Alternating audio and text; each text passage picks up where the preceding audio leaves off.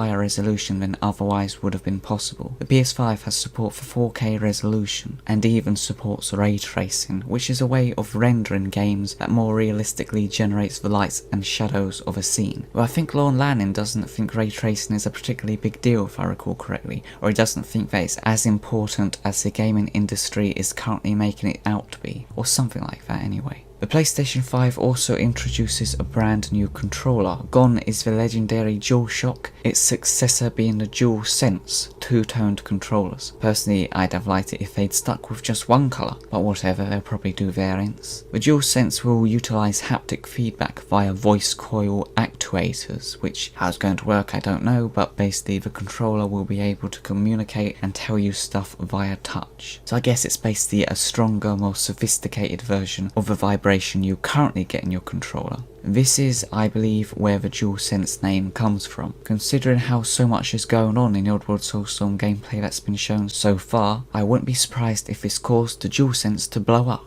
The controller is a massive departure in design from the DualShock. It's apparently been designed expertly to be completely ergonomic for players, basically meaning you'll be able to burn Toby alive in more comfort than ever before. Personally, I do wonder if this is just a gimmick. This idea that they've redesigned it to be perfectly ergonomical, considering the DualShock design has been the same basic shape since 1994, seems odd to me. You'd have thought maybe they would have looked into making it more comfortable by now, but apparently not. Personally, I think the DualShock was completely fine as it was, though I did feel like the DualShock 4, or whatever one came with the PS4, felt a lot more flimsy than the previous iterations. The DualSense again looks a bit flimsy to me in a similar way, but who knows, maybe it is better. The DualShock 4 is the only PlayStation controller I've had that I can recall anyway that's shown signs of wear, despite me relatively hardly using it compared to the others, so that concerns me slightly and I hope the DualSense isn't so delicate. Well, I could easily imagine it would be with all this stuff that it's going to have in it. So these are just some of the improvements that the PlayStation 5 is apparently going to have, which means that these are some of the things that Oddworld Inhabitants will likely take advantage of. How will it affect the game? Specifically, we'll just have to wait and find out.